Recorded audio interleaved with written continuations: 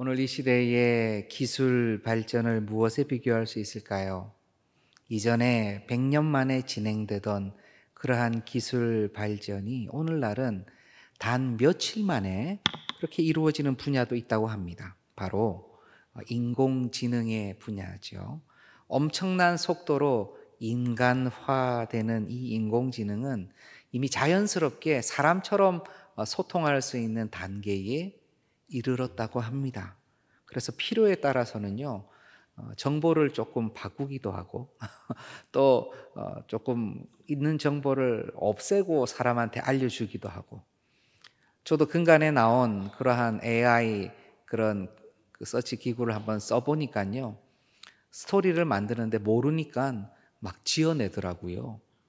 그래서 참 신기하다 하는 생각을 했었는데요. 이렇게 과학 문명이 엄청나게 발전되고 있는 지금 이때, 그런데 또 한편으로는요, 희한하게도 동시에 영적인 부분도 많이 대두되고 있는 오늘날입니다. 별로 내키진 않았지만 우리나라 국민 1,000만 명이 보았다고 해서 억지로 시간을 내어서 영화 파묘라는 영화를 좀 늦게 보았습니다. 거기에 보니까 풍수지리와 함께 조상신, 내림신, 일본 귀신, 부적, 굿, 다양한 영적인 문제, 존재, 귀신 등을 다루고 있었어요. 무엇보다 주인공 중에 한 명은 교회의 중직자더라고요. 교회의 중직자인데 아주 자연스럽게 그 모든 세계관 안에 녹여 있는 모습, 마치 영적으로는 서열이 한참 낮은 듯하게 보이는 기독교의 모습도 발견할 수 있었습니다. 재미로 보라고 만든 영화인데 왜 이렇게 진지하게 보냐고 저를 탓할 수도 있겠지만 사실 재미로 보아도요, 우리의 생각과 세계관을 점차 잠식하고 좌우지할 수 있는 미디어이기 때문에 목사는 또 그렇게 볼 수밖에 없어요. 이러한 때에 점점 인간을 능가하는 AI, 인공지능이 나오고 또 그런 것으로 말미암아 우리의 마음이 좀 경계하면서 두려워하게 되고, 때때로 또 이런 여러 가지 영적인 존재들, 이 세계를 뒤흔들고 있는 뭔가 차원이 다른 존재들 때문에, 그런 것의 세력화들 때문에 우리의 마음이 또 어려워지면서 두려운 마음도 드는 이때입니다. 그런데 오늘 우리가 함께 읽은 이 본문, 그 본문의 배경도요, 사실은 그 안에는 굉장한 염려, 경계, 두려움이 그 안에 있어요. 제자들 안에 그러한 마음들이 가득 있었습니다. 때는 바야흐로 주님께서 부활하셨다는 소식이 제자들에게 들리던 바로 그날, 주님께서 부활하신 그날입니다. 슬픔과 두려움 가운데 주님의 장례를 치르고 이제 3일째 되는 그때에 주님의 시신이 없어졌다는 소식을 제자들은 듣게 됩니다. 그리고 몇몇의 여인들이 와가지고 주님을 만났다는 거예요. 어디 계시냐 그러니까 또 모른다는 것입니다. 이거 어떻게 된 것이지? 도대체 무슨 일이지? 시신은 누가 훔쳐갔지? 예수님 비슷한 사람이 나타났는가? 그렇게 막 우왕좌왕 두려운 가운데 있을 때에 밤이 이르렀습니다. 제자들은 유대인들이 두려워서 성경에 보면 그들의 문을 꼭 닫았다고 합니다. 숨을 죽이고 있었죠. 어떠한 일이 일어날지 겁나고 두려웠어요. 바로 그때 닫힌 문들 사이에서 우리 주님께서 문이 닫혀 있음에도 불구하고 그 상황에 나타나셨어요. 그리고 그들에게, 제자들에게 말합니다. 너희에게 평강이 있을지어다. 그러시면서 손과 옆구리를 보여주십니다. 성경은 제자들이 주님을 만나보고 기뻐했다라고 전합니다. 이제 그들의 마음 가운데 의심의 구름, 정말 살아나셨나? 주님의 시신은 어디 갔나? 하는 이런 모든 의구심들이 해결이 되고 걱정, 불안이 많이 없어졌어요. 주님께서 주시는 평강, 그 에이레네라는 평강으로 덮이게 된 것이죠. 그런데 이 말씀을 하신 주님께서 다시 제자들에게 너희에게 평강이 있을지어다라고 또 말씀을 하십니다. 그 두 번째 말씀하신 본문이 우리가 함께 읽은 오늘 본문이에요. 주님이 두 번이나 너희에게 평강이 있기를 원한다라고 말씀하시는 것을 보아서 우리 주님께서는 정말 이 평화가 우리 주님께는 중요한 그러한 의미를 가진 단어로서 다가왔던 것이 분명합니다. 주님께서는 십자가에 달리시기 직전에도요, 제자들에게 그 현장에서 이렇게 말씀하십니다. 요한복음 14장 27절입니다. 제가 읽어보겠습니다. 평안을 너희에게 끼치노니 곧 나의 평안을 너희에게 주노라. 내가 너희에게 주는 것은 세상이 주는 것과 같지 아니하니라. 너희는 마음에 근심하지도 말고 두려워하지도 말라. 아멘. 주님은 고난과 죽음을 당하시기 전에도 평강을 주신다고 하십니다. 부활하시고 나셔도 평강하라고 하십니다. 실상 평강의 왕, 평화의 왕이신 우리 주님은요, 정말로 우리를 구원해 주심으로 말미암아 죽음에서 우리를 생명으로 옮겨 주셨어요.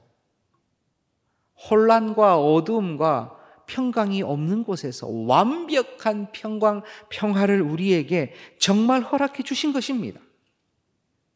만약 우리 안에 지금 평화가 없다면, 평강이 없다면 그것은 참으로 이상한 일이어야 합니다. 우리 삶에는 평강이 넘쳐 흘러야 돼요. 어떻습니까? 우리 자신을 보건대, 우리 마음을 보건대 우리 마음에 평강이 많이 넘쳐나고 계십니까? 우리는 평화와 평강을 우리 주님 때문에 자주 느끼지만 또 더 자주 두려움 가운데 이 땅에서 살고 있는 우리를 발견하기도 합니다. 세상 때문에, 사람들 때문에, 명확하지 않은 미래 때문에, 풀리지 않는 오래된 문제들 때문에 우리는 자주 두렵습니다. 주님의 뜻과 나의 뜻이 맞지 않는 것 같고, 주님의 뜻이 이해가 되지 않는 것 같고, 때로는 주님의 뜻이 나에게 너무 무거운 것 같아서 또 두렵기도 합니다. 마치 부활의 소식을 들었으나 아직 긴가민가하여 그들의 마음이 혼란스럽고 두려웠던 제자들의 마음과 비슷한 마음이 우리 안에 있는지도 모르겠습니다. 그러할 때 주님께서는요, 제자들에게 평강하라고 하시면서 꼭 이유를 말씀해 주셨어요. 평강하라. 내가 주는 평강은 세상이 주는 평강과 같지 않다라고 말씀하셨죠.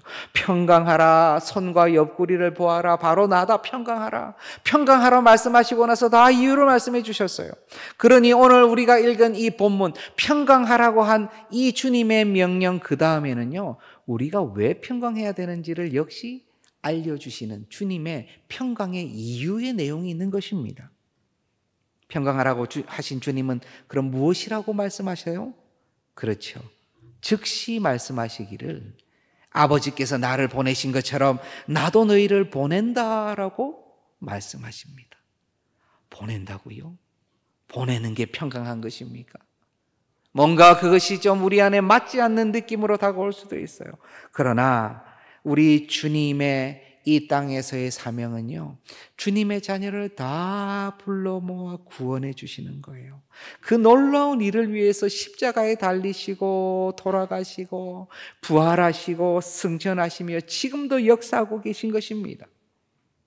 그런데 이 놀라운 사역을 하시기 위해서 우리 주님은 한 가지 방법을 채택하셨는데, 바로 십자가 그 사건, 놀라운 부활의 그 역사 위에 제자 삼는 일을 그 위에 세워놓으셨어요.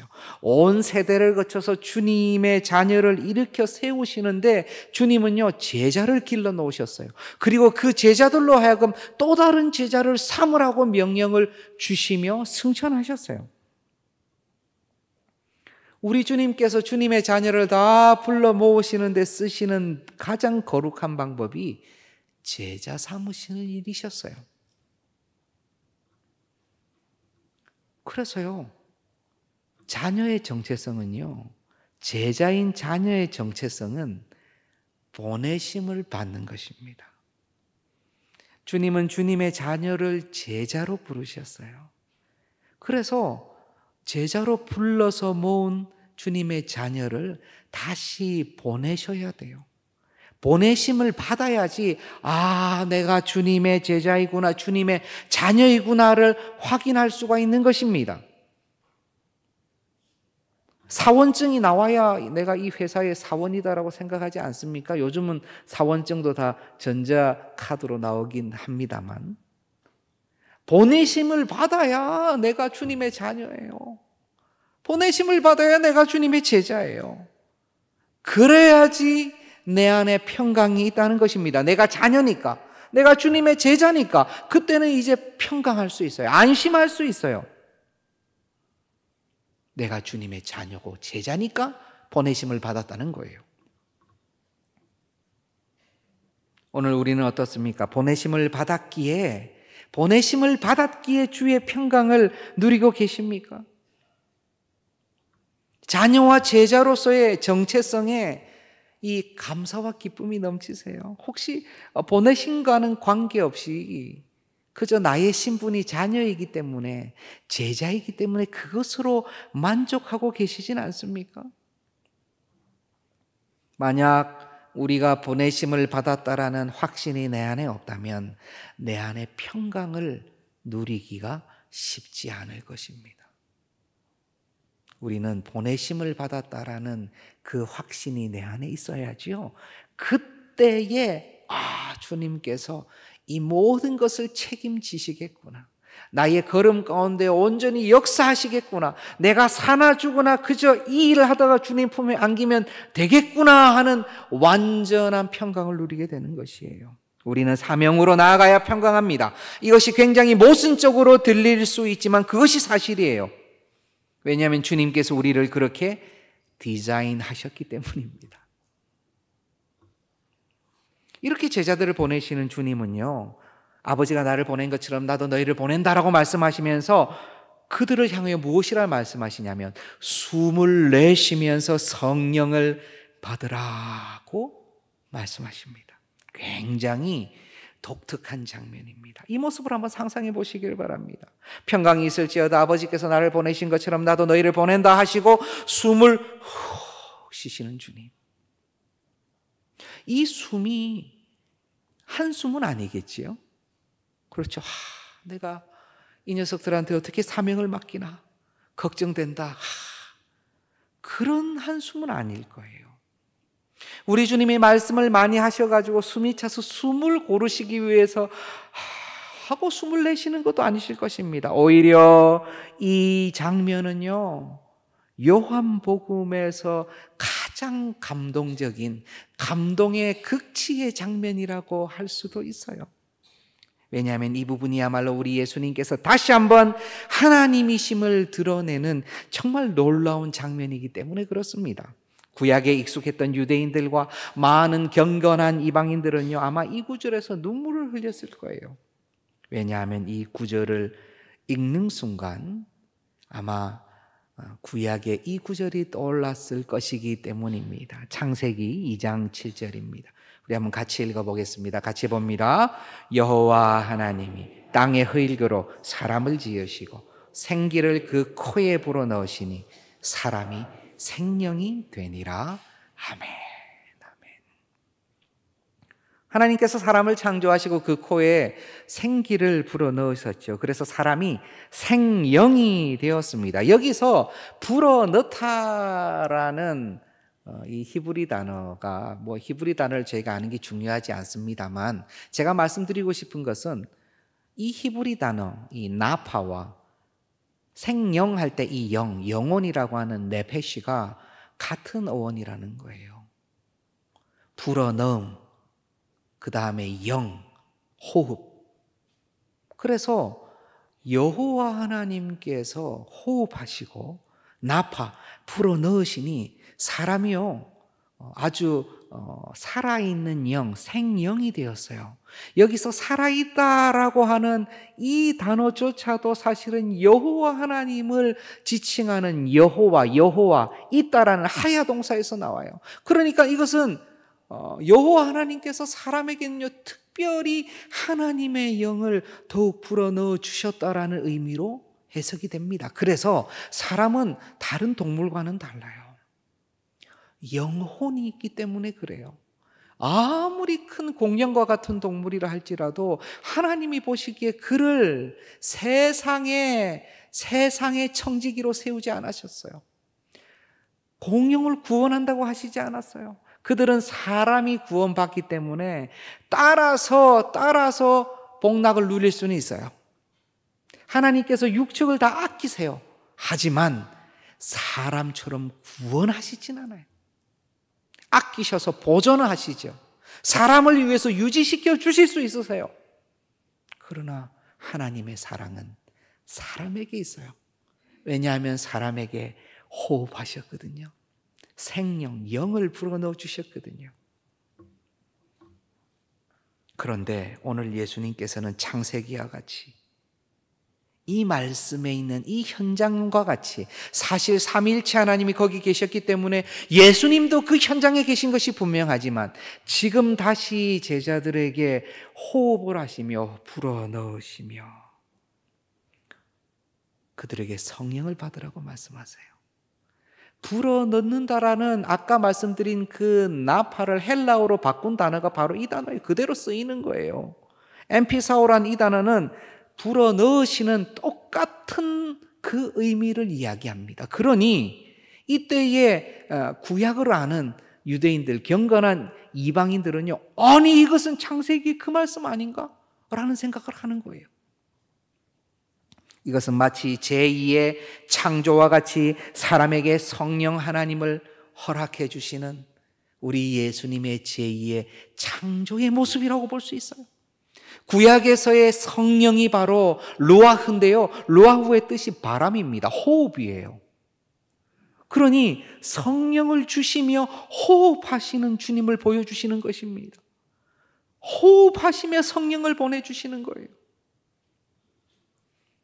놀라운 연결이 창세기와 지금 요한복음이 이렇게 함께 서나가는 것입니다. 주님께서 성령을 받으라고 하시고 어떤 일이 일어나게 됩니까? 얼마 지나지 않아서 오순절 부활하신 지 50여일이 되었을 때 마가의 다락방에서 우리가 잘 알다시피 불과 같은 성령이 제자들에게 임하게 됩니다. 사도행전 2장 1절에서 4절까지를 제가 좀 빨리 보겠습니다. 사도행전 2장 1절 4절입니다. 오순절 날 이름에 그들이 다 같이 한 곳에 모였더니 호련히 하늘로부터 급하고 강한 바람 같은 소리가 있어, 바람 같은 소리죠. 그들이 앉은 온 집에 가득하며 마치 불의 혀처럼 갈라지는 것들이 그들에게 보여 각 사람 위에 하나씩 임하여 있더니 그들이 다 성령의 충만함을 받고 성령이 말하게 하심을 따라 다른 언어들로 말하기를 시작하니라. 아멘. 주의 명령을 따라 성령 하나님의 임재를 온전히 기다리던 제자들에게 놀라운 일이 일어났습니다. 마침내 결국에는 성령 하나님께서 지축을 울리시며 공식적으로 주의 자녀들과 제자들에게 임재하시게 된 거예요. 창조 때의 그 생명이 된 사람들, 그냥 존재가 아니라 생명이 된 사람들이 이제는 성령의 사람들이 된 것입니다. 구약시대에도 성령 하나님께서는 역사하셨어요. 때마다 임재하셨어요. 그러나 이곳에 온전히 오시진 않았어요. 그러나 우리 주님께서 내가 가야 보혜사가 오신다, 그분이 더 좋으신 분이다라고 말씀을 하시면서 승천하시고 성령 하나님을 우리에게 보내주시사 그분은 이제 떠나지 아니하시고 우리의 심령 가운데 거하시게 된 거예요. 영원토록. 우리는, 제자들은 이렇게 성령의 사람들이 되었습니다. 이날 후로 예루살렘에는요 놀라운 회개운동이 일어납니다. 3,000명, 5,000명이 회심하여 주님께 돌아오게 돼요. 온 사마리아와 지금 온 세계로 복음이 퍼져나가게도 됩니다. 놀라운 일들이 지금 오늘 여기까지 이르게 된 거예요. 오늘 주일은 바로 성령의 공식적인 강림을 기뻐하고 감사하는 성령 강림 주일입니다. 우리는 이 성령 강림 주일을 계속해서 잘 지켜나가기를 원해요. 우리 안에 성령 주심이 얼마나 감사합니까? 그런데 이 성령 감사 주일은요, 공식적인 성령의 이 땅에 임재하심을 그냥 기념하고 감사하라고만 주신 것이 아닙니다. 오늘 여전히 우리를 보내시고 우리를 파송하시는 주님 앞에서 당시에 주셨던 그 선교의 사명, 전도의 사명을 여전히 가지고 있는 우리에게 성령을 받으라는 그 말씀이 그대로 우리에게 적용이 되는 놀라운 시간인 거예요. 우리는 그 말씀에 순종해야 됩니다. 내게 주시는 말씀으로 받아야 됩니다. 주님은 여전히 우리에게 숨을 내쉬며 성령을 받으라고 말씀하고 계세요. 어떻게 받으면 될까요? 이미 우리 안에 계신 성령 하나님, 우리는 공식적인 성령 하나님의 오심이 분명히 우리 주님께서 말씀하신 성령을 받으라고 맞지만, 지금 성령을 받으라는 주님의 말씀을 오늘 우리는 어떻게 받아야 될까요? 에베소서 5장 18절을 함께 보겠습니다. 제가 봅니다. 술 취하지 말라. 이는 방탕한 것이니 오직 성령으로 충만함을 받으라. 아멘. 그렇습니다. 주님께서는요, 우리 안에 계신 성령 하나님께서 충만하시기를 원하세요. 성령을 받았을 때 그들이 충만히 받았던 것처럼 오늘 우리가 충만히 받기를 우리 주님께서는 원하십니다. 에베소서에서 사도는 성령의 감동하심으로 술 취하지 말라고 합니다. 왜냐하면 이 술 취하는 것이 성령에 취하는 것과 굉장히 유사하기도 하지만, 어떻게 보면 방탕한 것, 차고 넘치는 것, 부족하지 않고 계속해서 도를 넘어가도록 하는 것이 이렇게 임박히는 거예요. 술 취하는 거예요. 뭔가에 집착하는 것입니다. 그것은 안 좋은 것이죠. 술 취하지 말래요. 그것은 방탕한 것입니다.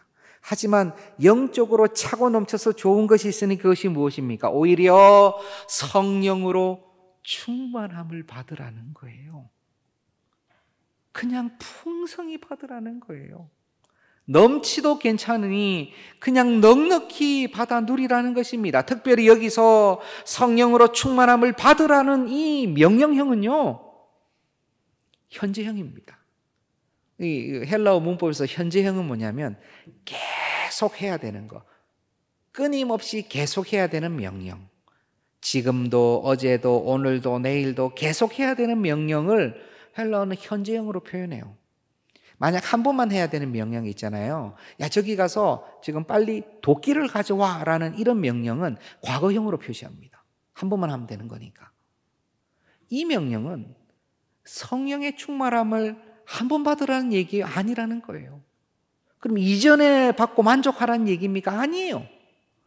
오늘도 성령의 충만함을 받고, 내일도 성령의 충만함을 받고, 시시로 때때로 성령의 충만함을 받으라는 우리 주님의 소원이고 명령인 것입니다.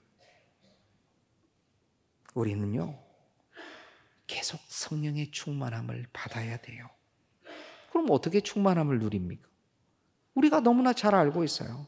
오직 말씀과 기도 외에는 성령의 충만함을 받을 수 있는 길이 없습니다. 디모데전서 4장 5절은 오직 말씀과 기도로 성도가 거룩해진다고 선언합니다. 성령께서 우리 안에 오시면 우리가 더욱 거룩해지지요. 더욱 주님을 닮아가지요. 말씀과 기도만이 이 일을 가능하게 합니다. 사도행전의 곳곳의 역사는 바로 이 말씀이 선포될 때 일어나요. 성령 하나님께서 위로부터 내려오는 역사는요, 말씀이 선포될 때, 함께 기도할 때에 그렇게 내려오는 것입니다. 간절한 기도, 때마다의 말씀 묵상, 정기 기도, 믿음의 선조들과 우리 지금의 성도들은요, 바로 이러한 예배와 말씀과 기도와 주님 앞에서의 함께함을 통하여 성령의 충만함을 누리게 돼요. 그러니 이전에 충만하였다는 것에 우리는 만족할 수가 없습니다. 내가 젊을 때 나도 학생회 회장 했었어. 한때 나도 열심히 교회 생활했었어. 이것은요, 너무 귀하고 잘하신 거예요. 그러나 그것이 지금 나의 신앙을 주님 앞에 드러내올 수 있는 근거, 증거가 되지는 못합니다. 혹시 우리 안에 이 귀한 성령 하나님의 충만함에 대한 회의감, 실망감, 다소 부정적인 생각이 있지 않습니까? 그래봐야 무슨 소용이 있나? 열심히 해봐도 사실 뭐 좋긴 좋은데 또 크게 달라진 것도 없어.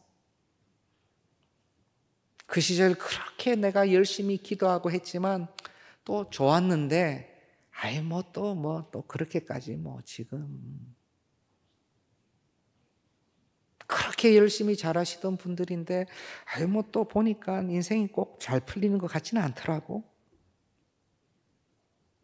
혹시 우리의 마음 가운데 나도 모르게 그런 생각들로 내가 처져 있는 것은 아닌지, 나도 모르게 내 안에 영적 패배감으로, 영적인 실망감으로 차 있지는 않은지, 나도 모르게 시니컬해지고 나 자신도 모르게 세상의 세계관과 함께 어우러져 있는 것은 아닌지 우리는 돌아보기를 원하는 것입니다. 마치 성경의 말씀을 대사로 하고 있으나 파묘의 그 주인공처럼 정령과 풍수지리와 잡신의 세계관 안에 있는 영화의 주인공처럼 우리 역시 성경의 말씀을 때로는 말하고 그러한 대사를 우리의 입술로 고백은 하지만 세상 물질의 신과 건강의 정령과 육신만 잘 되면 된다는 육신의 잘됨의 신학 아래에서 세상으로 보내심을 받기보다는 혹시 그냥 정착하여 살고 있는 것은 아닌지 저는 두렵다는 것입니다.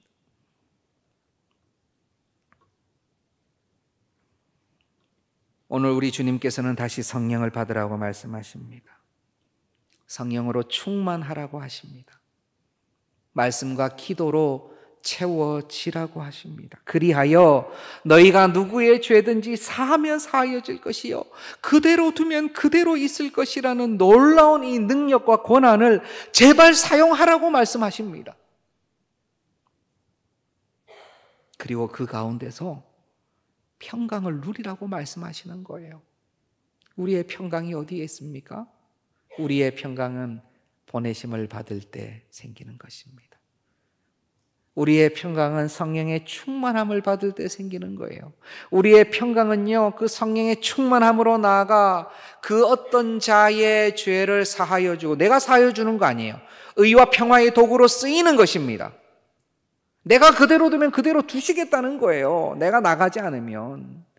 그 놀라운 그 도구, 그 놀라운 구원의 도구로 쓰일 때에 내 안에 평강이 넘쳐나는 것입니다. 사명을 감당할 때 평강이 넘쳐나는 거예요. 이렇게 과학과 영의 세계가 모든 악한 세계관이 지배하고 있는 이 시대에 우리 주님께서는 성령으로 충만하여 사명을 감당하여 평강하라고 오늘 우리에게 말씀하시는 것입니다. 주님께서 사랑하시는 동산의 권속 여러분, 우리 주님은 우리 동산을, 우리 각 한 분 한 분, 한 사람 한 사람을 너무나 사랑하십니다. 나보다 나를 더 잘 알고 내가 나를 사랑하는 것보다 나를 더 사랑해 주십니다. 그 주님께서는요, 이 좋은 것을 꼭 주시고 싶은 분인 거예요. 사랑하시니까 좋은 것을 주시고 싶지요.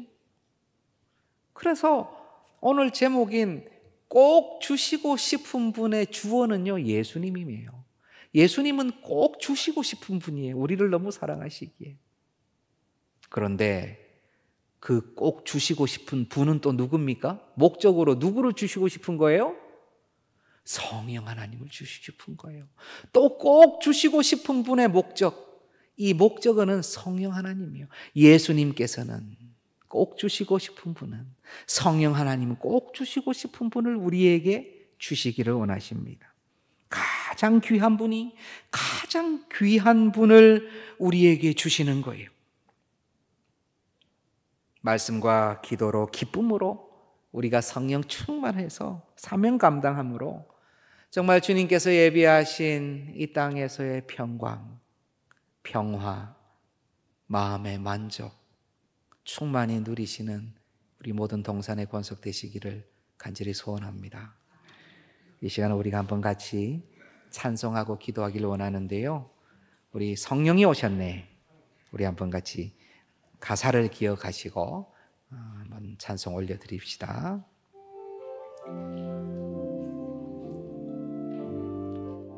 허무한 시절 지날 때, 허무한 시절 지날 때 깊은 한숨 내쉴 때 그런 풍경 보시며 탄식하는 분 있네. 고와 같이 너희를 버려두지 않으리. 내가 너희와 영원히 함께하리라. 성령이 오셨네. 성령이 오셨네. 성령이 오셨네. 내 주에 보내신 성령이 오셨네. 우리 인생 가운데 친히 찾아오셔서 그 나라 꿈꾸게 하시네. 2절입니다. 억눌린 자 갇힌 자 자유함이 없는 자 피난처가 되시는 성령님 계시네. 주의 영이 계신 곳에 참 자유가 있다네. 진리의 영이신 성령이 오셨네. 성령이 오셨네. 성령이 오셨네. 내 주에 보내신 성령이 오셨네. 우리 인생 가운데 친히 찾아오셔서 그 나라 꿈꾸게 하시네. 성령이 오셨네. 한 번 더 고백합니다. 성령이 오셨네. 성령이 오셨네. 내 주에 보내신 성령이 오셨네. 우리 인생 가운데 친히 찾아오셔서 그 나라 꿈꾸게 하시네. 아멘. 이 시간 우리 한번 같이 기도합시다.